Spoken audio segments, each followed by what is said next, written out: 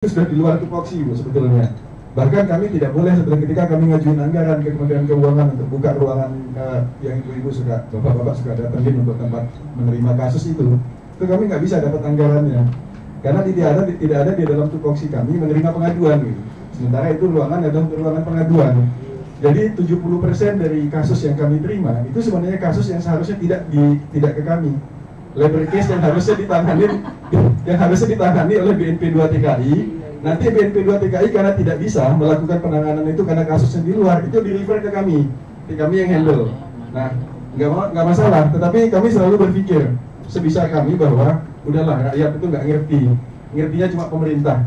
Jadi siapa yang datang ke sini, dan itu yang kami tanamkan ke teman-teman. Siapapun yang datang ke sini, udahlah terima saja, nanti kita teruskan ke BNP. Nanti kita ingatkan BNP, dan ternyata memang BNP kemudian akhirnya lebih takut sama Kemlu daripada sama LSM gitu. Jadi KP23 itu kan, karena kalau kita terkait dengan pelanggaran undang-undang, itu kita selalu men-CC-kannya ke Barreskrim. Jadi supaya semua instansi terkait tahu, kalau itu terkait dengan trafficking, BNPB selalu dapat tembusan strateginya. Jadi memang, tapi ada akibat yang unintended, yang tadi juga ini sekalian menjawab ya. Tadi disebutkan mengenai kelemahan di KJRI, KBRI. Memang benar, banyak kelemahannya udah di KBRI, KJRI. Kami nggak akan defensif terhadap hal itu. Kami juga ingin merubah. Tapi dengan 20 orang diplomat yang kami punya sekarang di PWNI BHI, dipotong 4 sudah penempatan, belum dapat penggantian, berarti tinggal 16. Nanganin 12.000 kasus tahun ini. Habis sudah energinya. Padahal tupoksi kami, tugas pokok dan fungsi kami yang sebenarnya adalah standar setting, pengawasan, monitoring, pelaksanaan tugas perlindungan oleh perwakilan Indonesia di luar negeri. Jadi kami bertanggung jawab sebenarnya untuk memperbaiki sistem perlindungan di luar negeri. Tapi karena habis untuk menangani kasus di dalam. Believe it or not, Bapak Ibu sekalian, 2002 kami berdiri, Direktorat PWNI BHI. Kami baru bisa mengadakan pelatihan untuk identifikasi korban trafficking loh Bu. Yang itu sangat penting. Untuk pejabat-pejabat konsuler itu baru tahun ini kami berhasil. Itu bekerja sama dengan ILO, dengan UNODC, dengan IOM 3 langsung kami gabung. Dan itu ketika kami tes masuk diplomat-diplomat kami. Mereka ini S2, S3, tapi S2, S3-nya mungkin tentang nuklir, tentang yang lain, bukan tentang TKI. Lalu di sana disuruh menangani tugas TKI. Kami tes masuk. Sebelum masuk kami tes dulu kemampuannya, pemahamannya tentang trafficking seperti apa sih. Nggak ada nilainya yang lebih dari 5 Bu.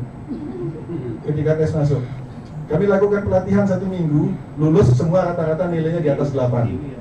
Di atas 8 semua. Dan ketika kami minta testimoni mereka, gimana tanggapan kalian tentang pelatihan ini, ada satu namanya Marisa yang akhirnya kami rekomendasikan ke UNODC nanti bulan Oktober ini untuk sebagai narasumber mengenai penguatan peran konsuler di dalam penanganan trafficking. Marisa kerja di Kucing, sudah 1 tahun setengah, anak muda Bu. Anak muda masih imut-imut, masih lucu gitu. Itu dia bikin kesaksian gitu. Bagaimana pendapatmu tentang pelatihan ini di depan Sekjen, ada Pak Irjen. Dia nangis Bu, dia cerita, loh saya itu disuruh menangani perlindungan oleh Kemlu, itu seperti disuruh perang tanpa senjata gitu. Baru sekarang bisa dapat merasa pelatihan, baru sekarang saya merasa bahwa saya disuruh perang tapi dikasih senjata juga. Jadi akibat dari kami menghabiskan waktu kami untuk sesuatu di luar tupoksi kami, yang tupoksinya malah nggak dijalanin. Jadi katanya PWNI itu melaksanakan semua hal di bidang perlindungan kecuali menjadi tupoksinya. Jadi itulah yang terjadi sekarang ini dengan Direktorat PWNI BHI. Karena itu kami tahun lalu itu submit tahun 2013 awal, kami submit namanya Grand Design Perlindungan WNI. Grand Design kami submit ke Presiden, Pak SBY sudah ditandatangani. Jadi ada grand design-nya. Di situ salah satu intinya adalah bahwa yang strategi kita ke depan adalah menguatkan stakeholder. Jadi kami akan melakukan penguatan BNP, melakukan penguatan Naker, melakukan penguatan CSO supaya BNP dan Naker ini bisa melaksanakan tugas yang memang tugas dia. Jadi nggak lagi dilimpahkan ke kita, tapi mereka melaksanakan apa yang menjadi mandat dia.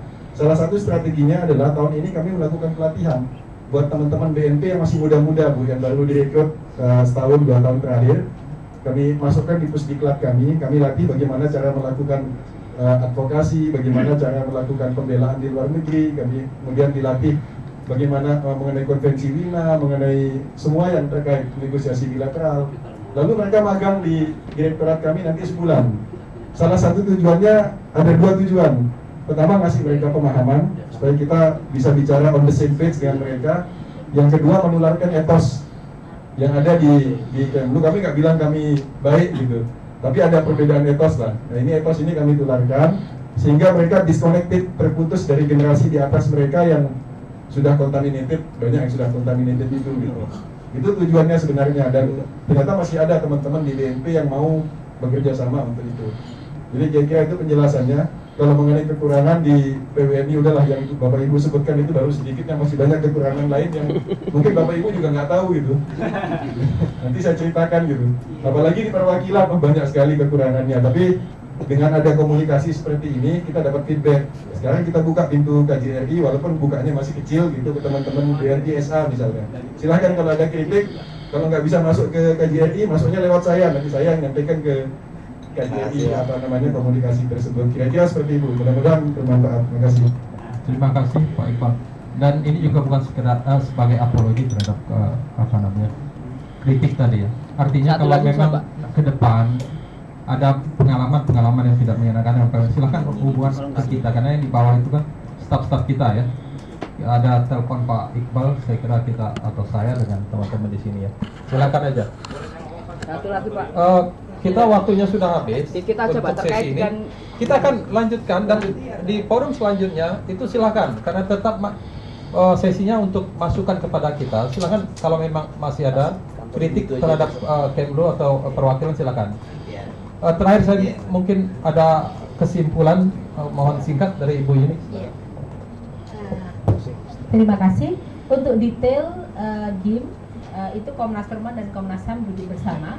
Ada DIM, nanti Sandra bisa nyampaikan ke Kemenlu soal detail-detail masukan revisi PPLN ini berbasis HAM dan gender yang tadi saya sebutkan. Jadi itu mungkin kita serahkan. Tapi terima kasih betul diskusi yang singkat tapi cukup penting dan substantif. Kita juga bisa paham berbagai persoalan tadi. Terkait, saya cuma satu yang ingin saya respon soal bagaimana mengembangkan community base ini ya, perlindungan yang juga berbasis di komunitas. Antara lain kalau toh mungkin KPPA membuat apalah tadi keluarga dan lain sebagainya, tapi prinsipnya dan perspektifnya juga harus clear gitu. Community base atau perlindungan berbasis komunitas ini yang paling utama menurut saya adalah mereka-mereka yang integrasi, yang pulang. Stigmatisasi kepada mereka korban kekerasan seksual itu masih sangat tinggi. Keluarga-keluarga seperti bahkan juga nggak tahu bagaimana cara penanganannya. Persoalan anak yang harus tumbuh menjadi manusia yang terhargai. Nah ini banyak PR. Nah saya nggak tahu di kementerian ini yang akan in charge siapa. Semoga dengan pergantian kementerian-kementerian yang ada ini atau menteri-menteri baru ini, dia tidak menjadi satu pulau-pulau tersendiri lagi gitu ya. Ini menurut saya. Jadi senang dengan diskusi kali ini. Moga-moga hasil ini betul-betul nanti terintegrasi gitu ya. Jadi kadang masukan-masukan ini seringnya pas di draftingnya nggak otomatis masuk. Nah ini gimana sama-sama kita kawal. Dan yang terpenting adalah peta politik sekarang yang nanti DPR ke depan ini harus kita baca dengan cermat. Ya, walaupun draftnya bagus, tetapi kalau kita tidak cermat membaca peta politik di DPR, siapa penentu kebijakan, pasar politiknya seperti apa dan lain sebagainya, itu mental aja. 4 tahun ini bukan berarti kita nggak kerja kan, kawan-kawan sibuk melobi dan lain sebagainya, tapi dia, nah ini harus kita baca, ini kenapa kok bisa begini gitu ya. Jadi membuat legal aspeknya saja tidak cukup untuk proses perlindungan. Jadi moga-moga DPR ke depan banyak celah yang bisa kita lakukan dan mungkin kita kebut di awal sebelum banyak kontaminasi berbagai ragam interest ini. Itu, terima kasih. Terima kasih kepada Ibu ini atas masukan, dan saya kira masukan dari bapak-bapak ibu peserta hadirin semuanya juga akan kita catat. Dan saya kira kita sepakat setelah pertemuan ini kita akan terus bersama-sama mengawal penyusunan undang-undang ini sampai berakhir, dan saya percaya bahwa posisi bapak-bapak itu juga posisi dari Kemlu. Kita berikan jaminan. Ya. Dan kita bisa sampaikan di sini bahwa katakanlah bahwa Kemlu itu tidak punya kepentingan khusus yang mungkin membebani institusi yang lain. Karena itu saya percaya bahwa pandangan kita akan sama. Saya kira kita sepakat bahwa forum ini sangat bermanfaat dan mudah-mudahan kita dapat teruskan kerjasama kita. Mari kita sampaikan aplaus kepada Ibu. Yang jelas begini bahwa setelah forum ini, setelah session ini kita akan lanjutkan dengan paparan mengenai hasil diskusi, dan pada kesempatan itu masih ada kesempatan buat bapak-bapak dan ibu-ibu yang ingin menyampaikan bukan undang-undangnya ya, masukan terhadap RUU PPLN.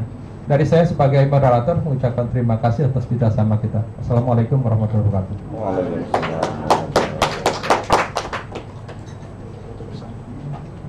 Selanjutnya kami serahkan kepada Wina.